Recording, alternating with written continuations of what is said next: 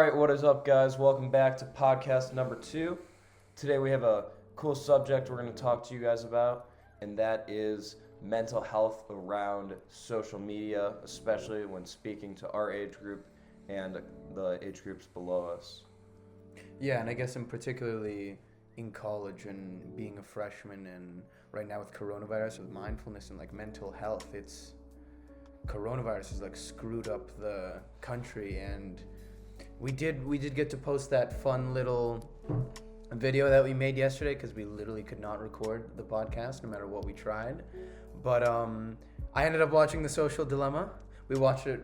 Caleb rewatched it just now with me, and I mean, it was incredible. I think everyone should watch it. But what it talked about and what I got a lot from it was especially right now with coronavirus, social media is skewing everyone's perception of what's going on, what's real, what's not, how things should be. What do you think? I mean, in my eyes, I've actually seen The Social Dilemma. I think that was my 4th time watching it now, and that's literally because I've completely been obsessed with this idea after seeing this movie, and it really just opened up my eyes. And I think he was the inventor of the Facebook like button, and when they first interview him, he talks about how social media has created all these amazing things, and I don't want us to just forget about that. I think that we need to acknowledge yes, social media has brought us together, especially during a time of coronavirus when we weren't able to be together. Without it was almost imperative to our existence to have social media at that time as something that somehow to still communicate in the conditions we were living in. Except, as he said, is we kind of have forgotten about the flip side of that coin, and that is all the bad stuff that comes with social media. And that's when it really feeds into the idea of we all know that it's messing with our heads. I've never even heard anyone my age, older, younger, literally anyone try to convince me that there's no bad things about social media. And I think all the Social Dilemma did was it just did a great job of showing us why and how it really does mess with our heads. Yeah, I think more specifically on that, and I think our perspective is useful and important, and what we find for ourselves to be most of the problem, because it is different for everyone. It's obviously different for big corporations than it is for just the average kid, than it is for the average just adult with a family. And I do want to ask you about this too, but I think for me the biggest problem is the seeking for validation from people. And the big point that was mentioned in the documentary was humans weren't evolved to need and receive validation from hundreds of thousands of people. It was mainly we evolved to seek validation from our tribe, which Right. in reality is supposed to be just the people around us and the people who are close to us. And that literally goes into the whole thing of you hear people say this all the time. It's by the end of your life, you're most likely only going to be able to count your friends on one hand. So max, you're going to have 5 really good friends. And that goes along with that idea is we have this small tribe of people that we always can rely on.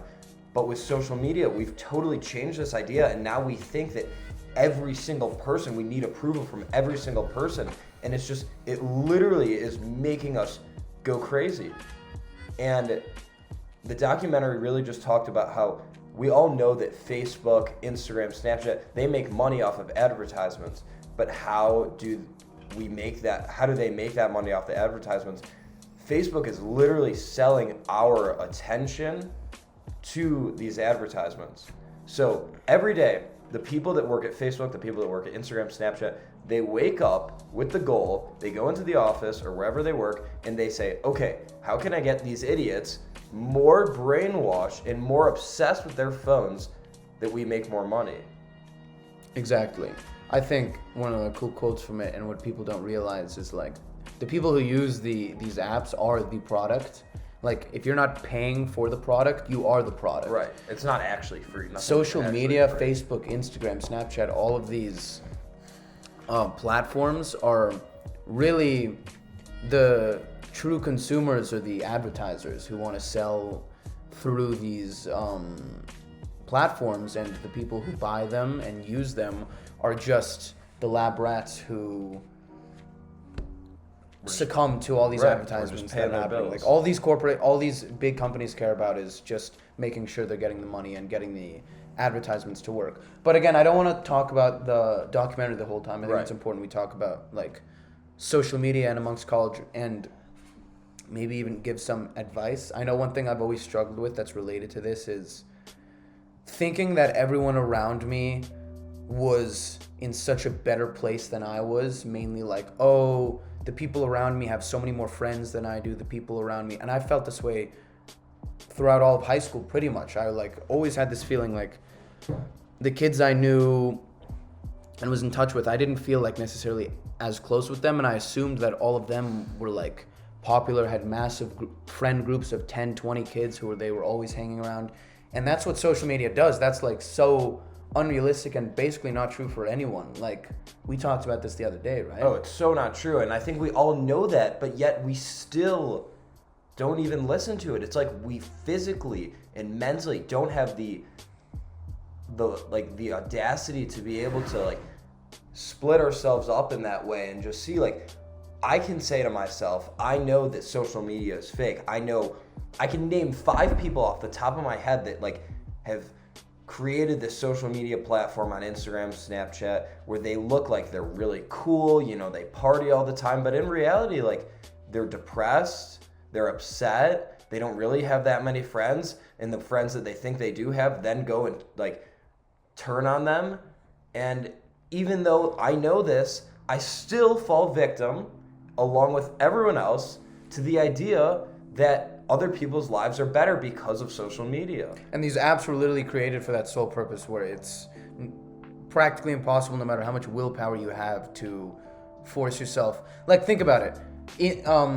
Is it even possible to go a week without using your phone? Of course it is. You can go like off the grid or whatever you want to call it, and I've had friends who attempted to do that before, but at the same time, the phone has now become such a necessity, as far as like you need it to exist in this world, and along with it comes these applications. You can delete Snapchat and Instagram, and I know people who do that, and actually I advise that. And but yeah, no, so exactly what Sean's saying, it's like social media has become so enwrapped in our lives that we literally cannot go without it. And you guys, like, we can delete it, you can go off the grid, but you really can't, because think about it like this, like, especially if you're a freshman at college, as we are, and we're trying to make friends during a time like this when you really don't have classes to meet people, just the whole world is like going crazy. But so now we have social media to bring us together, but it's also driving us apart. So do we delete it? We can't. How do I network to people? How do I reach out to people and see things if I can't go on Instagram, can't go on Facebook? What happens when people text me on Snapchat? What happens when I'm added in a Snap group? When's the last time I actually asked someone for their number? I don't even know. I only ask for Snapchats now. Snapchat has literally become our new form of communicating. It's as essential now as speaking to someone in person. It's actually pretty funny how like polar opposite the relationships I've been able to foster have been from people I've met like in person or in natural settings, versus just finding them on Instagram or just adding their snap from another friend.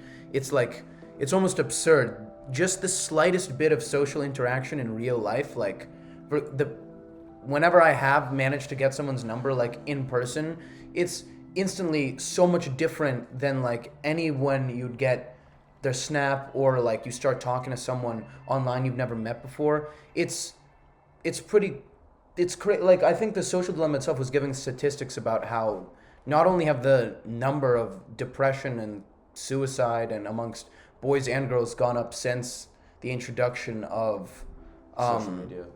Yeah, like became public, I think 2010 or 2011. But there's also statistics on like how many people have gone on like real dates since then. That's gone way down. People are like substituting all these still real and important human interactions with what social media is creating, which is like an artificial bubble of people that you only see through the lens they want you to see them in, and it creates so many problems. It's ridiculous. Now, I do want to ask you, like, do you have any advice for people who are in this situation? Because I think other than just being aware of this, because that is important. I mean, yeah, that was the next thing I was going to bring up. It's just like, okay, so we've recognized this as a problem, but what now? What do we do? You know, as I said earlier, like, we've created a society where we live within social media.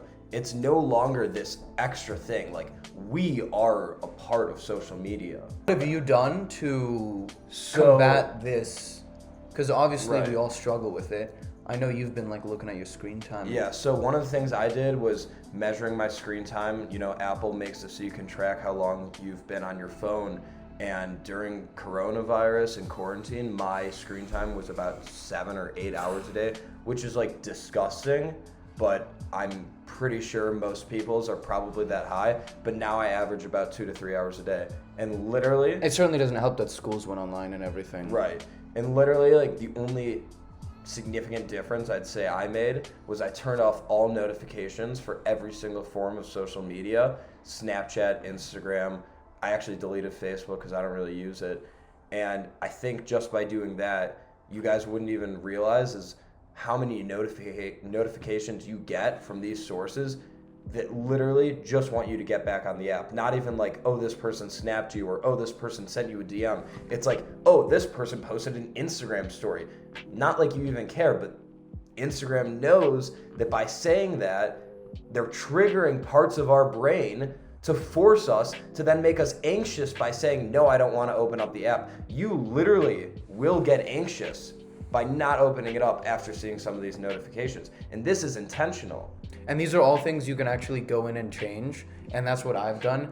I actually keep my phone on Do Not Disturb 24 hours a day. And I only do that, I occasionally like miss calls from my mom, and I check and I've got like 12 missed calls. And next thing I know, I'm more anxious than I've ever been. Mm-hmm. But if you like check your phone occasionally, like, I don't think there's a problem with putting your phone on Do Not Disturb. Part of the whole problem is the whole ring ding, whatever the buzzing your phone makes, the notification sound, and when you feel that, before you even look at your phone, your brain gets an instant shot of dopamine. You become insanely curious. It's, like Caleb said, almost impossible to not check your phone. So if you take that out of the picture, that's already a step, I think, in the right direction. And again, I think a lot of people go to the extreme. I don't believe it's necessary to delete Snapchat, to delete Instagram, because it is ingrained in the way people communicate nowadays.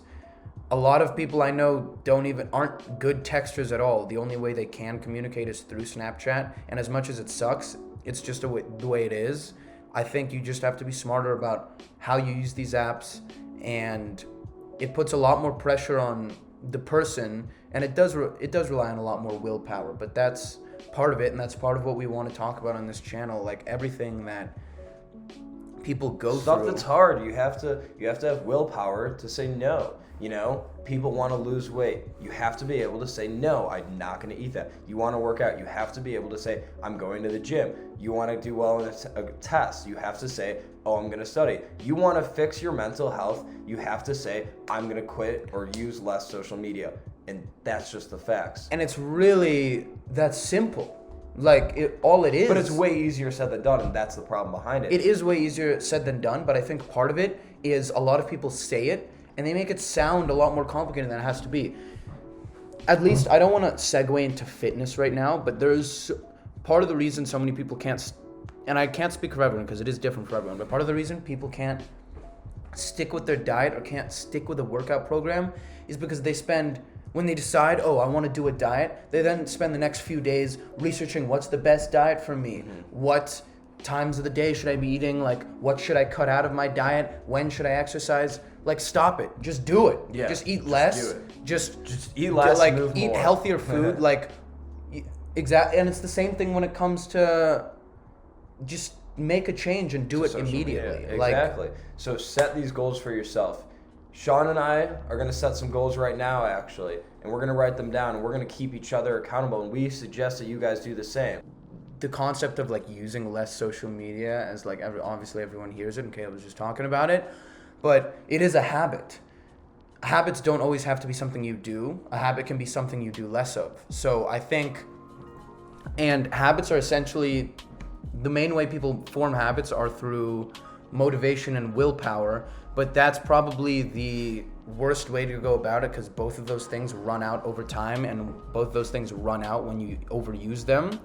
So I can't name all 7 off the top of my head, but there are techniques to like develop new habits that literally trick your brain into creating new neural pathways for those habits, and as a result you don't have to use willpower and you don't have to use motivation to like do these things every day.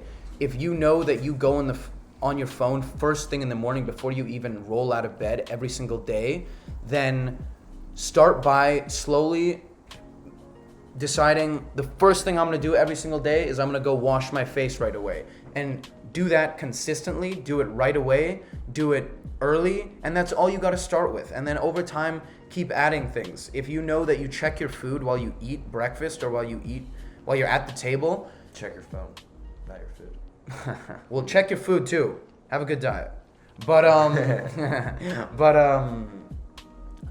put your phone, like, this is gonna sound so stupid, and this wasn't but I mean, I think me and Caleb are gonna make an effort. I think we should, when we're gonna eat, we should sit down and eat and talk to each other and put our phones somewhere else in the room. The crazy and the sad part is that we have to say this to each other right now. It is.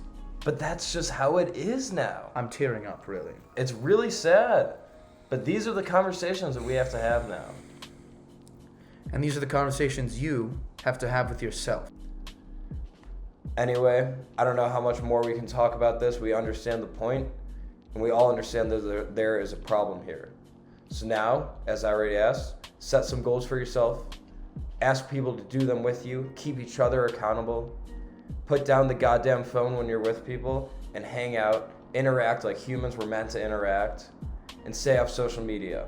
Stop giving into the idea that it's gonna make you happier, because it's not. Think selfishly for once, because it will attribute to your happiness. Stop giving a shit what other people think. Start caring more about yourself, and you'll live a happier life. Hope you guys enjoyed. Leave some comments below what you guys want to hear, what you guys are doing yourselves to help combat this. Sean, anything else? So remember, everything will be okay. Everything will be okay. Get off the goddamn phone and enjoy life. Look around. Have a good one, guys. Enjoy.